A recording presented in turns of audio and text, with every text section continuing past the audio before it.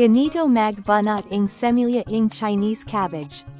Kaya kung gusto mong malaman panorin mo hanggang dulo.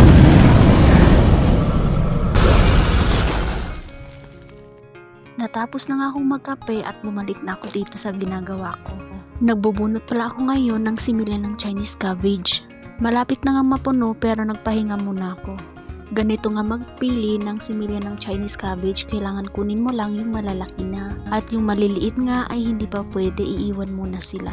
Napilian na nga ito noon kaya kung mapapansin nyo, yung iba wala ng laman. Kung nanood kayo doon sa unang video ko noon, yun yung itinanim namin doon sa taas, yun yung mga pinili ko din na similya noon malalaki. Dahil hindi nga pwedeng itanim yung maliliit or hindi siya pwedeng ipares doon sa malaki at maliit, kaya hindi pare-parehas yung pagkakuha namin. At kung mapapansin nyo, yung ibang butas ng tree ay walang tumubo, lupa na lang yung natira, hindi ko alam kung namatay or anong nangyari. Natapos na ako doon sa unang linya kaya dito na ako sa pangalawang linya. Kung mapapansin nyo, yung mga binubunot ko dito ay kasama na yung ugat niya. Itong mga ganitong similya nga pala na naka-tray, pwede siyang itanim kahit na malakas yung araw. Dahil nga pag binunot mo siya ay kasama pa din yung lupa or hindi naiiwan yung lupa, kaya kahit maiinitan siya, hindi siya agad malalanta.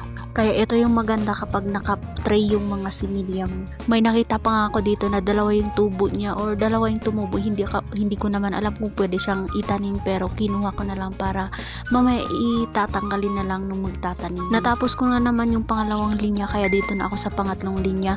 Nagsimula nga ako sa pinakadulo para sabi ko hindi ko naman maharap yung araw or makatalikod naman ako sa araw. Medyo malayo na nga ako sa basket kaya kada mapuno yung kamay ko or mapuno ng similya yung sa kaliwang kamay ko pumupunta na ako sa basket para ilagay ko doon. Mag-isa nga lang akong nagbunot ngayon dahil ngayon kasama ko ay nandun siya sa garden. Siya yung prepare doon sa pagtataniman namin mama. Matapos nga siyang maghukay-hukay doon sa linya or doon sa bawat linya binubutasan niya para daw mamaya pag itanim madali na lang. Nung tinignan ko ngayon kasama ko sa garden malapit na siyang matapos doon sa ginagawa niya, kaya sabi ko sa mga oras na to bibilisan ko na yung pagtatrabaho dahil malapit na siyang aakyat. Dahil sabi nga niya sa akin dapat daw kapag umakyat siya mapuno ko na yung isang basket na binunot ko. Kaya yan, hindi pa nga siya dumating, napuno ko na.